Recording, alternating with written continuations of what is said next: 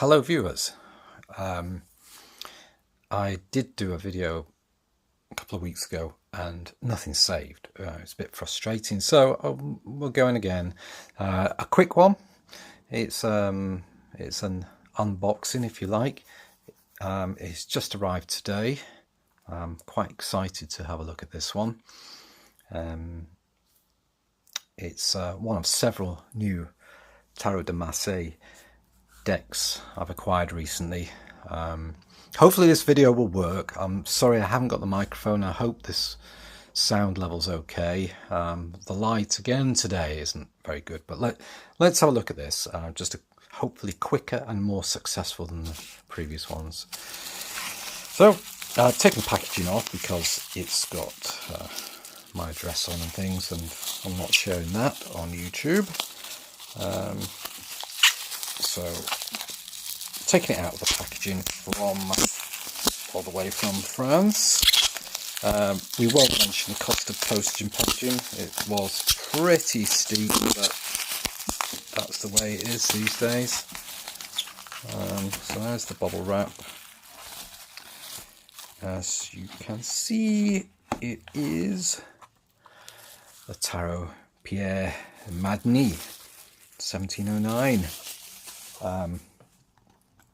Oh, and here's a personal message from Yves Reynaud, who is the restorer of these. It's number 425 of 1000, around the middle. I think this one could sell out soon.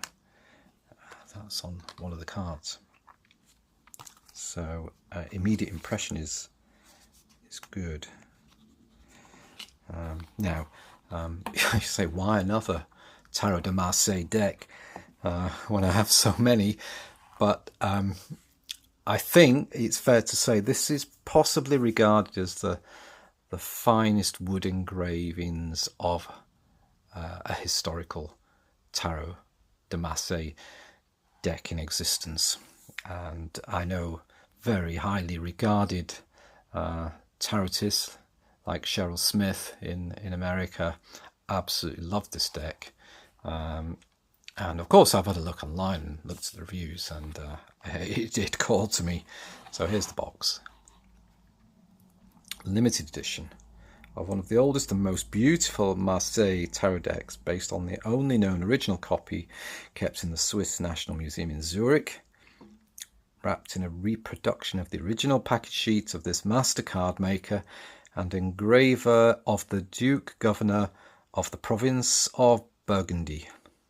79 cards plus 2 presentation cards in French and English. 2022, it's a very recent update, this one. And that's the same in French. There you go. So it's the usual tuck box. Oh yes, look at this. Reminds me of a bar of soap, a fancy bar of soap.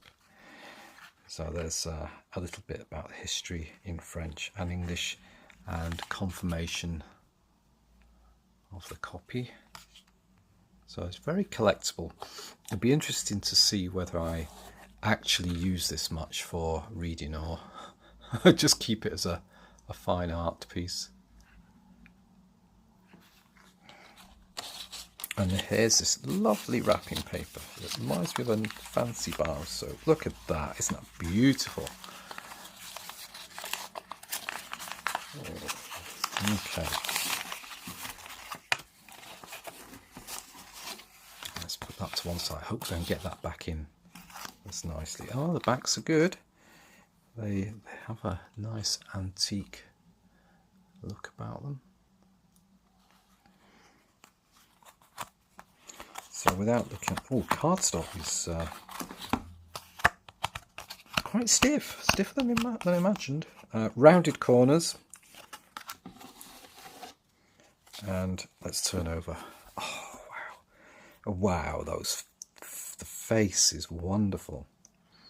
So this one, it's kind of a restoration, but it's kind of a facsimile at the same time. So it's not a cleaned up modern restoration. It's just some bits have been restored. So we've still got some overspill of colour here, gap between his arms and around his hair. So that's not filled in precisely as it would be on a computer.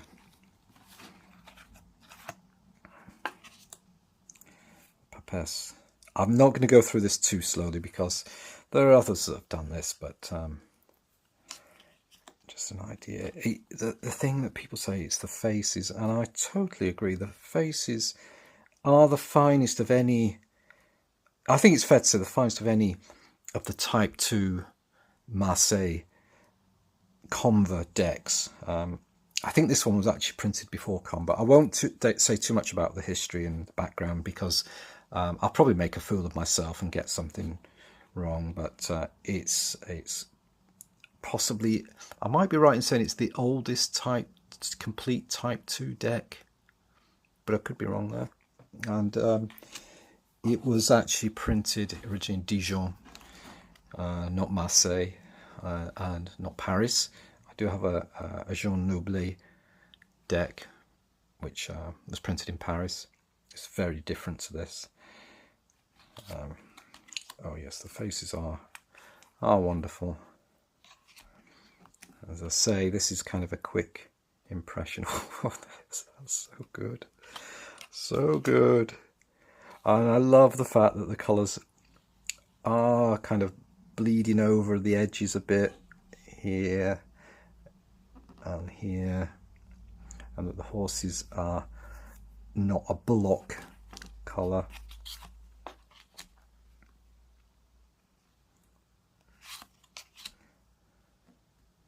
The edges have kept the uneven, grainy edges and the slightly wobbly engraved titles.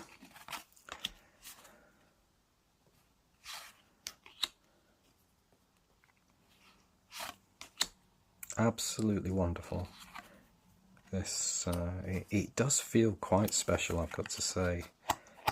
I know, you know, whenever you get a new deck, you have this sudden burst of excitement, and then you start to find things that are maybe not so great.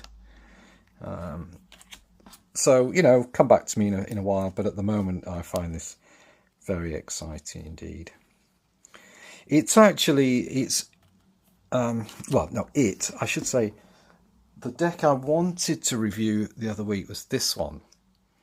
And I can totally see how this one is inspired by this version of the Conver deck. It's very, very close. But that one, of course, is a complete restoration, a modern restoration. And for me now is kind of the default modern Tarot de Marseille. I think it probably could, I mean, for a long time it was this one, which is a bit problematical because of the colour. So here's, for instance, where we're catching up. I do quite like this deck, actually. I know a lot of people criticise it for the simple colours and over-saturated colours, but actually it looks great when it's on a table.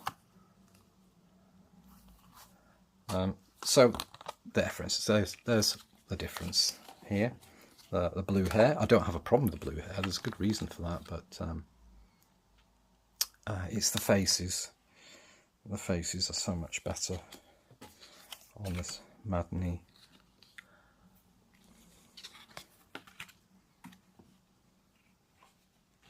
I love this green sun. That's a really interesting choice. She doesn't look too ecstatic at Judgment Day. And this is the card that's chosen for the cover of the box. The box is a bit more glossy, as you can see. The cards themselves, they're not shiny. They're smooth, but they're not shiny. The full. Let me just show you. Compare the full on the Ancien Tarot de Marseille deck. So as you can see, you know, with a modern restoration, the colours are completely blocked in, and they match up to the lines exactly, and that's fairly typical. And the actual lines are often darker, so there's a bit more contrast on the restorations, where the facsimiles retain the original slightly faded lines. So you've got this blue part here, which has been coloured in here. And so that was just to give you an idea. So here we go. Quickly through the minors. Just go through.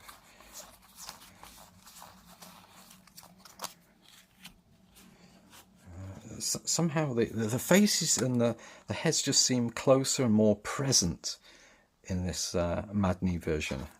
It's hard to describe. I mean, you could probably measure it, but they just give that. I think it's because the faces are so vibrant and so full of character, you just notice them more. And you know, one of the problems with the modern decks is the restorers don't have the same finesse, don't seem to have quite the same understanding of the development of the characters and their facial expressions. They tend to be a bit stereotyped or formulaic, whereas these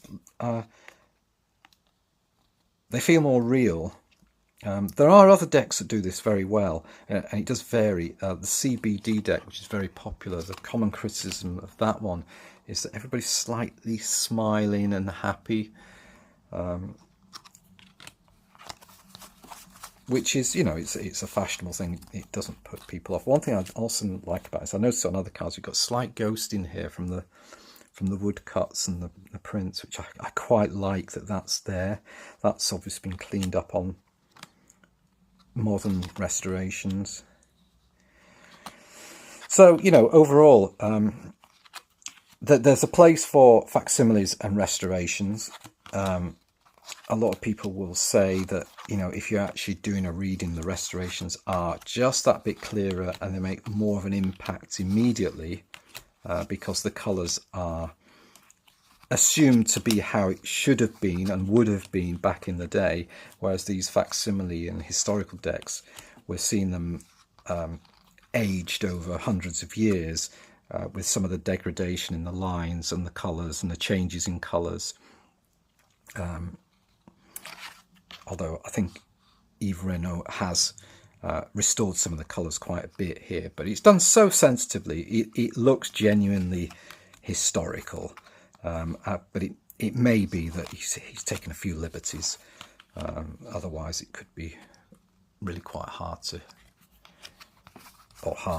to read. But you know, I think this it strikes a good balance. It looks historical. It looks genuinely aged, but at the same time, it's got enough clarity that, you know, a modern professional card reader could definitely use this on a day-to-day professional basis for lots of clients, and it'd be more than adequate to read. So there we go. That's my latest deck. It's quite chunky. Let's put it up against the Ancien. Oh yes, put this on here.